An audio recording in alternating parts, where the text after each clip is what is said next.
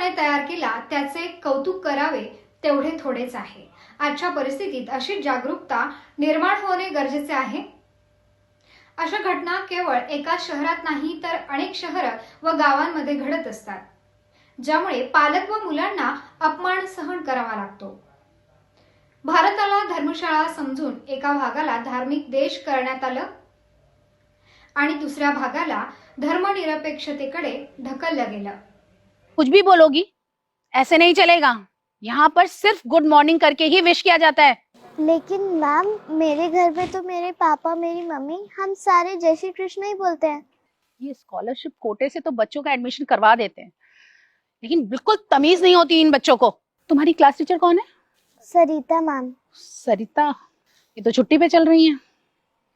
ठीक है, उसको आने दो। जितने भी ये स्कॉलरशिप वाले बच्चे हैं ना, इनकी एक लिस्ट बनवा करके फिर देखती हूँ इन बच्चों को। इस तरह से तो सरकारी स्कूल और मेरे स्कूल में कोई फर्क ही नहीं रह जाएगा। मैम, आप इतने बड़े स्कूल की प्रिंसिपल होके ऐसा क्यों बोल रही हैं? दूसरे बच्चों पे क्या असर पड़ेगा? बदतमीज, कितनी बदतमीज लड़की हो तुम। तुम्हारे माँ बाप ने कुछ भी नहीं सिखाया क्या तुम्हें? मुझे तो लगता है इसके माँ बाप भी ना जाहिल और गंवार हैं बिल्कुल। मैम, आप मेरे पेरेंट्स के बारे में ऐसा क्यों बोल रही हैं? वो बहुत अच्छे हैं। हाँ हाँ, वो तो दिख ही रहा है कितने अच्छे होंगे तुम्हारे पेरेंट्स। ये तमीज सिखाई है तुमको? जैसे एक मछली पूरे तालाब को गंदा करती है ना, वैसे तुम हमारे स्कूल के बच्चों को बर्बाद कर दोगी। मैम, बेल बज गई, मेरी क्लास का टाइम हो रहा है। तुमसे किसने कहा है क्लास में जाने के लिए? अगर क्लास में जाना है ना तो पहले इसे हटाना पड़ेगा। मैम, मैं ये नहीं हटाऊंगी। बदतमीज, चलो ऑफिस में। मुझे अब तुम्हारे पेरेंट्स से ही बात करनी पड़ेगी। फिर मुझे जरा बताना कि मेरी बातों का और बच्चों पे क्या असर पड़ता है, और देखती हूँ तुम ये कैसे नहीं हटाती हो। चलो तुम ऑफिस में चलो। हाँ जी मैम, मैं जान सकती हूँ आपने मेरी बच्ची को क्लास में क्यों नहीं बैठने दिया? एक मिनट, मैंने आपको बैठने के लिए कहा नहीं ना? जब पेरेंट्स ऐसे होंगे तो फिर बच्चे कैसे होंगे? क्या सिखाया है आपने अपने बच्चे को? क्यों, ऐसा क्या किया मेरी बेटी ने? आप उसी से पूछ लीजिए ना, खुद ही बताएगी क्या किया है इसने।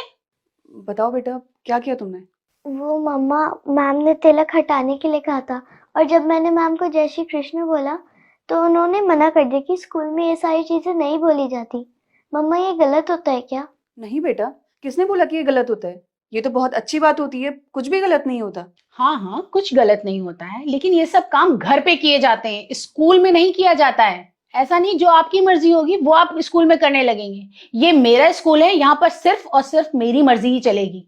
आप जैसे पेरेंट्स अपने बच्चों का स्कॉलरशिप के जरिए इतने हाई फाई स्कूल में एडमिशन तो करा देते हैं, लेकिन यहाँ के स्टैंडर्ड को मैच नहीं कर पाते हैं। मुझे लगता है आप इस स्कूल में नहीं है। मैं चाहे नई हूं या पुरानी, लेकिन आप तो वही अनपढ़ गांव की किसान है ना।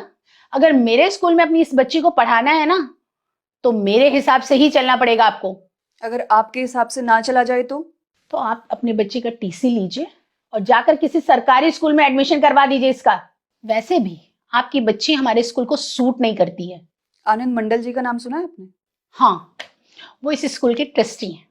ये उन्हीं की बेटी है और मैं उनकी वाइफ हूँ। क्या? आई एम सॉरी मैम, वो आप इस स्कूल की प्रिंसिपल हैं। आपको बच्चों को सही ज्ञान देना चाहिए, सही संस्कार देने चाहिए, लेकिन आपने क्या किया?